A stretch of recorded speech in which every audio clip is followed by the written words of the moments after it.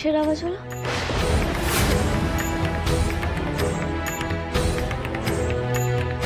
তমসা দিদির ঘর তো সামনেই, তবে কি ওই ঘর থেকে আওয়াজটা এলো?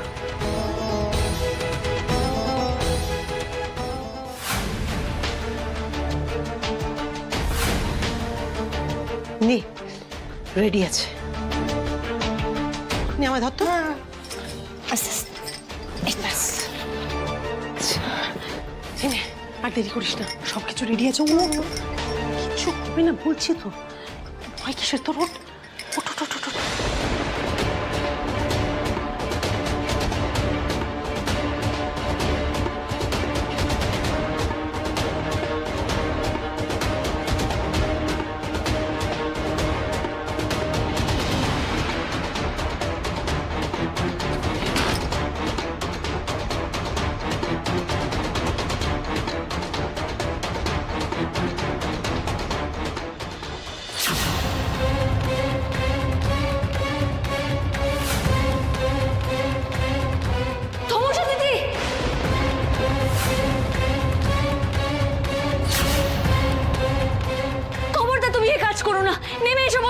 নেমে এসো তুমি।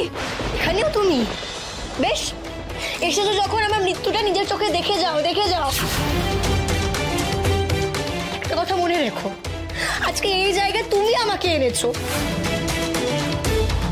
আমার মৃত্যুর জন্য না আর কেউ নয়, তুমি তাই থাকবে। পারবে তো নিজেকে ক্ষমা করতে? হ্যাঁ, পারবে তো আমার মৃত্যুর দায় নিজের ঘাড়ে নিয়ে অনির সাথে সংসার করতে? পারবে তো?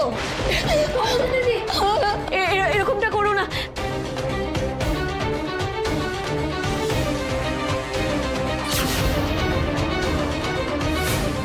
তাড়াতাড়ি আয় না রে বাবা, কোনোভাবে যদি পায়ের তলা থেকে টুলটা সরে যায় আমার তো ভবলীলা সঙ্গ হয়ে যাবে, নকল আত্মহত্যা আসল হয়ে যাবে যে। তমসা দিদি, তমসা দিদি, নিচে নেমে আসুন। আপনি নিচে নেমে আসুন, এসব আজে বাজে ভাবনা মাথা থেকে বার করুন। এই অন্যায়টা তুমি করো না। নেমে এসো তমসা দিদি, নেমে এসো। আমি ছাড়বো না তোমাকে, নেমে এসো। আমায় ছেড়ে দাও দেবী, আমায় ছেড়ে দাও। তুমি কেন এসেছো আমাকে বাঁচাতে? হ্যাঁ, আমি মরে যেতে চাই, আমি মরে যেতে চাই। আমার আর কোনো লাভ নেই বেঁচে থেকে। না তমসা দিদি, তুমি এরকম করো না। নিজের জীবন শেষ করে দেওয়ার থেকে বড় অপরাধ হয় না তমসা দিদি। তুমি এরকম করো না, আমি তোমাকে ছাড়বো না। তুমি নেমে এসো। ছাড়ো।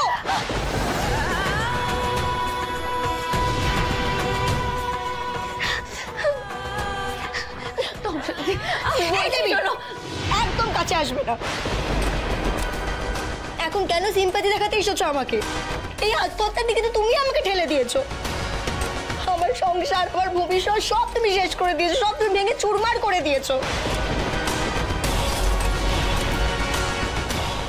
আমি আমার প্রাণ দিয়ে এর মাসুল দেবো। আমাকে তুমি একবারও বাঁচতে আসবে না। চলে যাও, চলে যাও এখান থেকে। দোহাই তোমার, তুমি কি চাও বলো? তুমি যা বলবে আমি তাই করব। তুমি বলো আমায়। কিন্তু দয়া করে তুমি এই কাজটা করো না। তুমি নেমে এসো, দয়া করো। এই তো যেমনটা ভেবেছিলাম তেমনটাই হচ্ছে। এটার জন্যই তো এত কিছু করা। এবার তোমাকে এই সুযোগটা সদ্ব্যবহার করে আমরা যেটা চাই সেটা দেবীর থেকে ছিনিয়ে নিতে হবে। সত্যি বলছো? তুমি আমার সব কথা শুনতে রাজি? যা বলবো তাই করবে তো? হ্যাঁ হ্যাঁ, তুমি যা বলবে তাই করবো আমি। তুমি দয়া করে নেমে এসো, আগে নেমে এসো। আমি তোমায় বিশ্বাস করি না। আগে তুমি আমায় কথা দাও, তারপর আমি নামবো। হ্যাঁ, তুমি বলো কি কথা? তুমি এক্ষুনি অনির জীবন থেকে চিরতরে চলে যাও।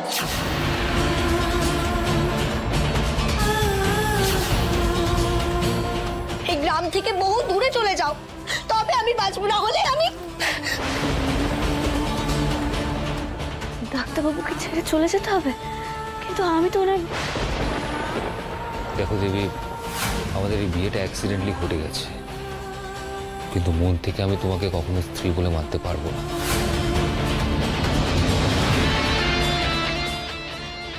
আমি অনেককে ভালোবেসেছিলাম, আমি অনেক অনেক আগে থেকে আমার মনে জায়গা করে দিয়েছিলাম। আমি এক মুহূর্ত ওকে ছেড়ে থাকতে পারছি না। তুমি বলো, তুমি বলো, সব ছেড়ে তুমি চলে যাবে, হ্যাঁ কি না?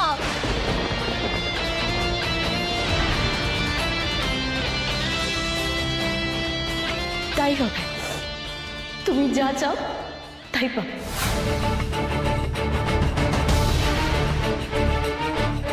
এত সহজে দেবী মেনে নিল, তাও আবার কোনো প্রতিবাদ না করে। বাবারে, এই মেয়ে, তুমি সত্যি বলছো তো? হ্যাঁ, পরে পরে পাল্টি খাবে না তো? না, আমি এ বাড়িতেও থাকবো না, এক্ষুনি চলে যাব। আমি আসি।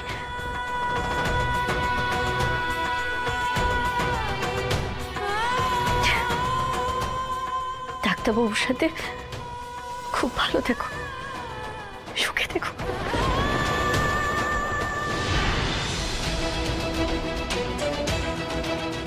আচ্ছা মাসি, কি কেসটা হলো বলো তো? মানে দেবী এক কথায় রাজি হয়ে চলে গেল? হ্যাঁ মানে খটকা তো আমারও লাগছে। এই চল না গিয়ে দেখি সত্যি সত্যি বেরিয়ে গেল কিনা। চলো চলো চল।